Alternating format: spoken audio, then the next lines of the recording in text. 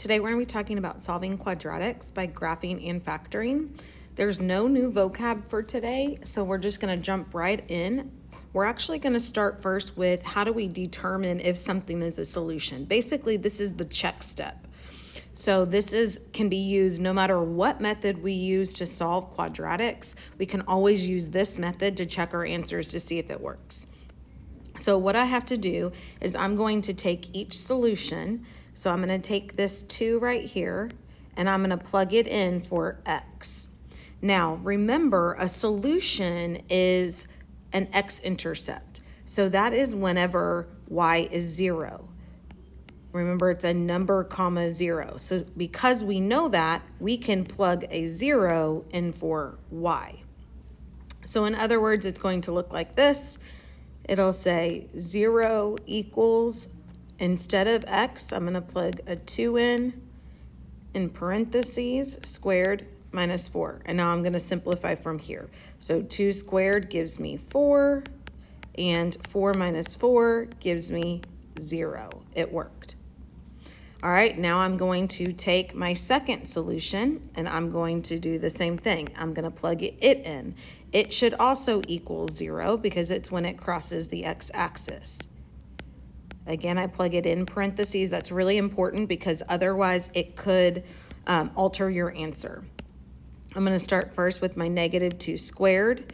That's going to give me a positive 4. And again, 4 minus 4 gives me 0. It worked. All right, let's try number 2. Same concept. I can plug a 0 in for my y, and I'm going to plug this negative 3 in for my x. Now you'll notice I actually have 2 x's, so I have to plug it in twice. So it's going to look like this. I'm going to have 0 equals 2. Instead of my x, I'm going to plug in negative 3. Don't forget to square it. Plus 2. Instead of x, I'm plugging in negative 3 minus 4. I'm going to start first with my exponents because notice inside the parentheses, there's nothing I can do. So I'm going to do negative 3 squared. That's going to give me a positive 9. And I need to leave it in parentheses because it's also showing that it's multiplying by 2. Then I'm going to drop everything else down. And now I'm ready to do my multiplication division step. So I'm going to multiply 2 times 9 and 2 times negative 3. 2 times 9 gives me 18, and 2 times negative 3 gives me negative 6. Drop down my minus 4. Now I'm ready to go left to right. 18 minus 6 gives me 12, and 12 minus 4 gives me 8. So that is not equivalent, so that means that that is not a possible solution. Technically, I could stop here. For practice purposes, I'm going to go ahead and check that second solution. I'm going to see if negative 2 is also a possible solution. So again, I'm going to plug it in for both x's. So I have 0 equals 2. Instead of x, I'm plugging in negative 2 squared plus 2. Instead of x, I'm plugging in a negative 2 minus 4. Just like before, I'm going to start with my parentheses. So negative 2 squared gives me a positive 4. Have to leave it in parentheses so that it shows me that I'm multiplying those. Now I'm ready for the multiplication step. I'm going to do 2 times 4 and 2 times negative 2. 2 times 4 is 8, and 2 times negative 2 is negative 4. Drop down my minus 4. Now all I have is subtraction. I can go left to right. 8 minus 4 is 4, and 4 minus 4 is 0. So that one works. So that means negative 2 is a possible solution, but negative 3 is not. All right, now that we talked about how we do the check step, I'm going to jump into how do we solve quadratics by graphing. And really, y'all, this is just a repeat of what we basically did in a previous lesson. We've already identified solutions or zeros or roots or x-intercepts from a graph. We did that on 7.1. So we're going to practice this one more time. Remember how I'm going to get my table is I'm going to go to y equals on my graphing calculator. I'm going to plug in my equation of x squared minus 4x plus 3. I'm going to hit second graph, and I'm going to look for the vertex. I want to put the vertex in this middle box. Remember, this is the one that's sandwiched. So if you see, -1 is sandwiched between two zeros. They're the mirror image. So that means I have 1 0, 2 -1, and 3 0. Now I need one more point in both directions. So that would be 0 3, and that would be 4 3. Now I'm ready to graph. Again, you can see these are also a mirror. Plot a point at 0 3, 1 0, 2 -1, 3 0, and 4 3. Don't forget to actually connect my points to form my parabola. Do the best you can. It's okay if it's not perfect. And the last step is I have to identify my solutions. Just doing the graph is just the work to support my answer. It's not my actual answer. So my actual solutions are the points where it crosses that x-axis. So it crosses in these two places. So that's going to be at +1 and at 3. Let's try another one. Go to y equals. Change our equation to be -3x squared minus 6x. Hit second graph. Look for my vertex. And we're going to put it in that middle box.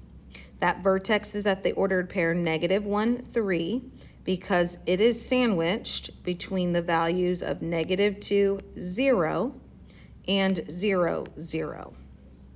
I need one more point in both directions. That would be -3 -9.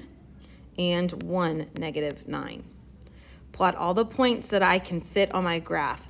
You'll see that I can't fit a y value of -9, so I'm not going to worry about those 2 points. I'm going to plot the 3 in the middle. So -2 0, -1 3, 0 0 are the only ones I can plot. So then I'm going to draw my parabola the best way I can. Don't forget arrows on each end. And then I'm looking for the solutions. Where does it cross the x-axis? It crosses in two places. That is at the value of -2 and at 0. Remember, I could plug these back into my equation for my x's to double check that I did it correctly. All right, looking at number 3, go to y equals, type in my new equation. I'm looking for the vertex to put in this middle box. That is at 0 -4. The 2 points above that are -1 -5 and -2 -8. The 2 points below are 1 -5 and 2 -8. Again, you can see that it kind of creates that mirror image, so we know we've done it correctly. All right, plot the points that you can fit on the graph. I can't fit -8, so I'm going to start with the -1, -5, 0 -4, and 1 -5. My graph is opening down, so I connect, draw my arrows. Now you'll notice this graph never intersects, crosses, touches that x-axis, so remember what that means. That means there is no solution. All right, one more graphing problem before we move on to factoring. Go to y equals, type in our equation, hit second graph, and we're looking for the vertex. Remember, the vertex is going to go in this middle box. That is at 2 0. The 2 points above that are 1 1 and 0 4. The 2 points below that are at 3 1 and 4 4. We're going to plot any point I can on the graph. So start at 0 4, 1 1, 2 0, 3 1, and 4 4. Connect my graph the best you can and draw your arrows. Now I'm looking for where does it cross the x-axis. I can see it just touches it in one place, and that is at the value of 2. So there's only one solution. All right, now let's focus on how we solve quadratics by factoring. So before I get into the actual solving side, I'm going to review how do we factor. Remember, first thing I'm going to look for is if there's a GCF. There is no GCF here between all three terms, so I'm ready to do my A times C. And I'm going to make my X. I'm looking for values that multiply to give me 15, but add to give me 8. So remember, I could go into the y equals screen on my graphing calculator and type in y equals 15 divided by x if I need help finding those two factors. The two factors are going to be 3 and 5. Remember, whatever variable is on the b term is what I have to add on both of those. I'm going to drop down my x squared. I'm going to split that 8x into those two factors of positive 3x and positive 5x. And I'm going to drop down my plus 15. I'm going to break my problem into two. I'm going to focus on just the first half of this expression, and I'm going to look for the GCF. GCF of those two terms is an x. Whatever I divide by has to go out in front of parentheses. If I pull an x out of x squared, I'm left x. And if I pull an x out of 3x, I'm left 3. On the other side, I'm going to look for the GCF of these two, and that is a positive 5. Whatever I divide by has to go out in front over here. 5x divided by 5 would leave me x, and 15 divided by 5 would leave me 3. Now remember, when I get here, these two parentheses should match. That's going to give me my first binomial. And then the leftovers of x plus 5 is going to give me my second binomial. So that was just a review of how we actually factor. Now we're going to take that and we're going to use the zero product property. And what this basically says, remember, we need a quadratic to equal 0 for it to be a solution. So in order for it to be 0, we say that one of these factors has to be 0 or both of them. Okay, so what we're going to do is take both of the factors and set them equal to 0, and we're going to solve for our missing variable. So let me show you what this is going to look like looking at number 1. So I'm going to take x plus 3 and I'm going to set it equal to 0. And I'm going to take x plus 2 and I'm going to set it equal to 0. And I'm going to solve each one of those for x. Think back all the way to unit 1. To solve for x, I have to subtract 3 on both sides. So that gives me x is negative 3. On the second one, I would have to subtract 2 on both sides, and that would give me x is negative 2. So what this means is on my graph, if I could draw a little rough sketch out here to the side, that my parabola is going to cross at negative 3 and negative 2. That's going to be my solutions. Just a rough little sketch to see what that would look like. All right, let's try that one more time. I'm going to take the first parentheses, set it equal to 0. I'm going to take the second parentheses, set it equal to 0, and I'm going to solve each one. First one, I'd have to subtract 1 from both sides. That gives me 4x equals negative 1. And then I have to get rid of the 4, so they're being multiplied, so I would divide. So my first solution, or where it crosses the x-axis, is at negative 1/4. My second one, I would have to add 2 to both sides. So that would give me x equals 2. So it crosses the x-axis at negative 1/4 and at positive 2. All right, so what we're going to now do is put the factoring together with that zero product property. So it's not much different than what you've already been doing. We have to factor it just like we did in Unit 6, and then we're going to take our parentheses and set each one equal to 0 and solve. So looking at number 1, we just factored it up above. That was our example that we just did. So we found the two factors to be x plus 3 and x plus 5. We're going to take each one and set it equal to 0, and we're going to solve. So I'd have to subtract 3 on both sides. My first solution is at x equals negative 3. Then I would have to subtract 5 on both sides. My second solution is at x is negative 5. All right, number 2, we're going to go all the way from the beginning. We're going to start by factoring.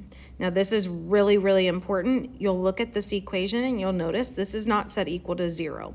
That has to be the very first thing I do every time before I can start the actual factoring process. So to do that, I need to move this 18 over to the other side of the equal sign. So remember, anytime I move something from one side of the equation to the other, I need to do it by the inverse operation. So I'm going to subtract 18 from both sides. So now I have 4x squared minus 21x minus 18 equals 0. Now I'm ready to do the factoring process. I notice that there is no GCF, so I'm going to do the x. I have 4 times negative 18, which gives me negative 72, and we want it to add to give me the b term of negative 21. I'm going to go to y equals, type in negative 72 divided by x, and I'm going to look for 2 factors that add to give me negative 21. That would be positive 3 and negative 24. All right, from here I'm going to drop down that 4x squared. I'm going to split the middle term. Now remember, it has an x on it, so that's what I need to add to both of those factors. So I'm going to use a positive 3x and a negative 24x. Drop down my negative 18 and my equals 0. I'm ready to split it into 2. Looking at the first binomial, I have an x in common, so I'm going to divide both by x. That has to come out in front of my parentheses. If I pull an x out of 4x squared, I'm left 4x. If I pull an x out of 3x, I'm left 3. In the second binomial, remember I have to take that negative sign with me. 24x and negative 18, that has a negative 6 in common. So that's what's going to come out in front of parentheses. Negative 24x divided by negative 6 leaves me positive 4x. And negative 18 divided by negative 6 leaves me positive 3. Bring down equals 0. So that gives me my 2 binomials of 4x plus 3 and x minus 6.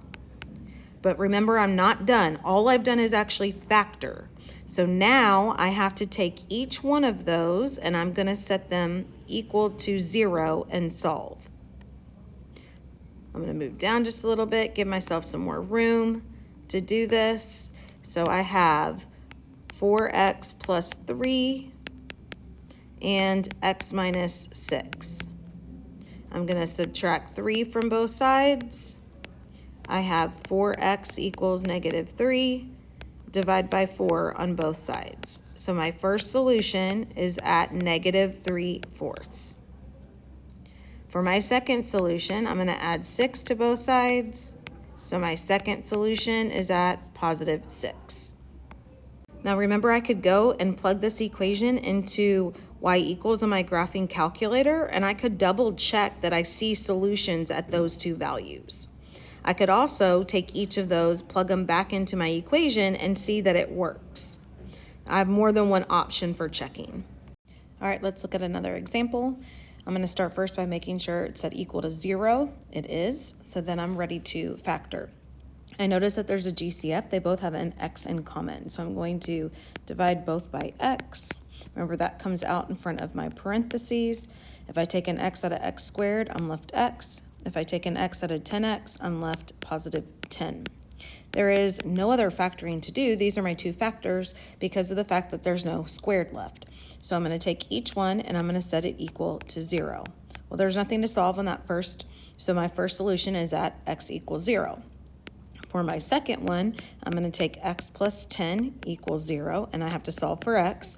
So subtract 10 from both sides, and that gives me x is equal to negative 10. So I have two solutions for this one at 0, one at negative 10. If I envision what that kind of looks like, I'm going to have it go through at negative 10 and at the origin. That's what that x equals 0 means. Number 4, I'm going to start first by making sure it's set equal to 0. It is, so then I'm ready to factor.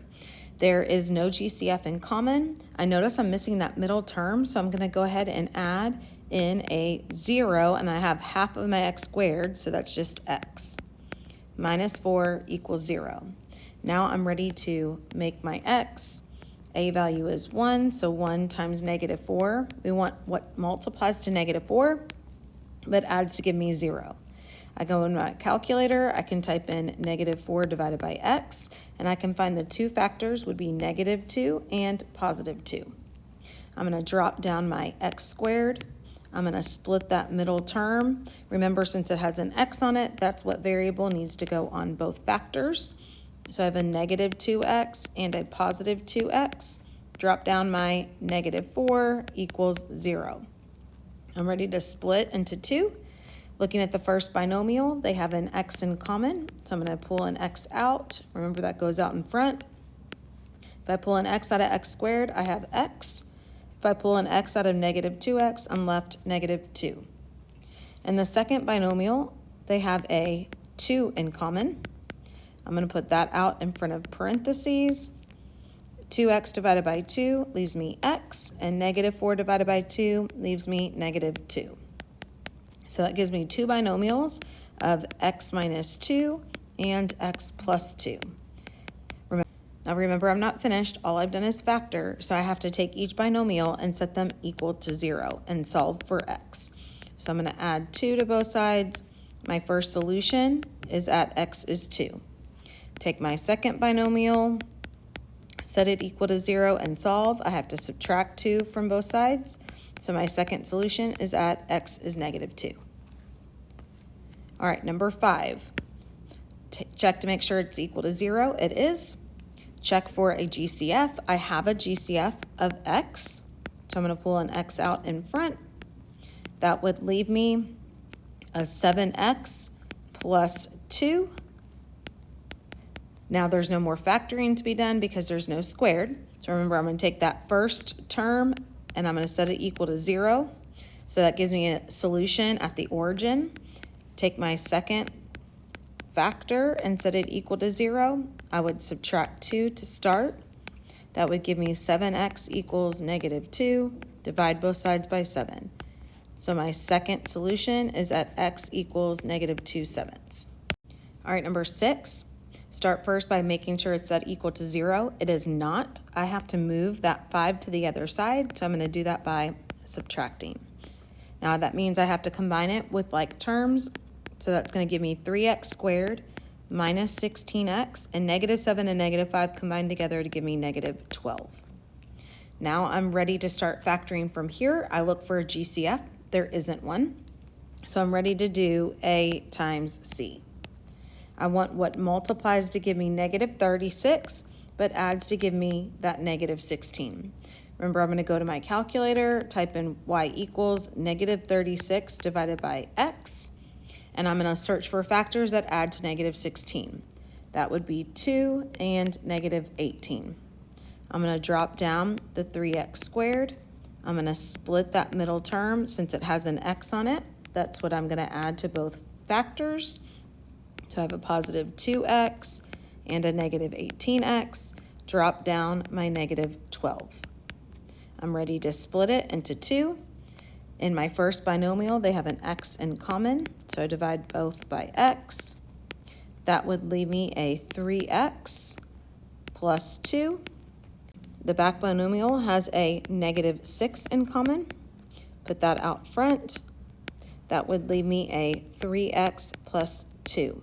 Drop down equals 0. So my two factors are 3x plus 2 and x minus 6. Set each one equal to 0 and solve. So subtract 2 from both sides. That gives me 3x equals negative 2. divide by 3. My first solution is at negative 2/3. Take my second factor, set it equal to 0. I have to add 6 to both sides, so my second solution is x is 6. We are almost done. We have just a couple more. Number 7, double check. It's not equal to 0, so I need to move that negative 8 to the other side. I'm going to do that by adding 8. That gives me 2x squared minus 8x plus 8 equals 0. Now I'm ready to check for a GCF. There is one. It's 2, so I'm going to divide every term by 2. What would be left is x squared minus 4x plus 4 equals 0. Now I have to check to see if I can factor what's inside the parentheses. Remember, I'm going to drop that 2 down so I don't forget about them later. I'm going to make my x 1 times 4. So we want what multiplies to give me 4, but adds to give me negative 4. So that would be a negative 2 and negative 2. So I'm dropping down my x squared, splitting that middle term. Since it has an x on it, that's what I add to each factor. So I have negative 2x and negative 2x. Drop down my plus 4 equals 0. Split into 2. First binomial has an x in common. If I pull an x out, I'm left with x minus 2. Second binomial has a negative 2 in common.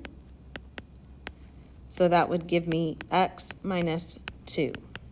So my factors are 2 that I factored out at the beginning, x minus 2, and x minus 2. Now before we wrote that with the squared, but that's not going to matter right here because now remember I have to go a step further and I have to set them equal to 0. Now this 2 GCF, there's nothing to solve for. 2 does not equal to 0, so it just goes away. These are the same, so I only actually need to solve it once by adding 2 to both sides.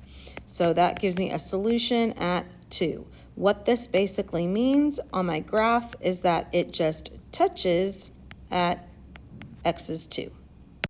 All right, last problem. Get this set equal to 0. It is always easier to factor if you keep that x squared term at the beginning positive. So I'm actually going to move both of these to the other side. So that would make that 66x negative and that 144 positive. So that's going to give me an equation of 6x squared minus 66x plus 144 equals 0. Look for a GCF. They have a GCF of 6. So I'm going to divide every term by 6. That would leave me x squared minus 11x plus 24. Now I'm ready to factor what's left in the parentheses. Remember, I'm going to drop that 6 down so I don't forget about them. Now I have 1 times 24. That adds to give me negative 11. So that's going to be a negative 3 and a negative 8. Drop down x squared. Split that b term. Since it has an x, that's what variable I add. So I have negative 3x and negative 8x. Drop down my plus 24 equals 0. Split my term. First binomial has an x in common. So that's going to leave me an x minus 3. Second binomial has a negative 8 in common. Put that negative 8 out front. That's going to leave me x minus 3. So my factors are 6, x minus 3, and x minus 8. Remember that 6 basically just goes away because it does not equal 0. There's nothing to solve for. Drop down my x minus 3. My first solution would be at x is 3. And my second solution I have to solve would be add 8 to both sides. So my second solution is at 8. You can see with factoring that I'm going to factor just like I normally did in Unit 6. The only difference is at the very end, I'm going to take each factor and set it equal to 0 and solve.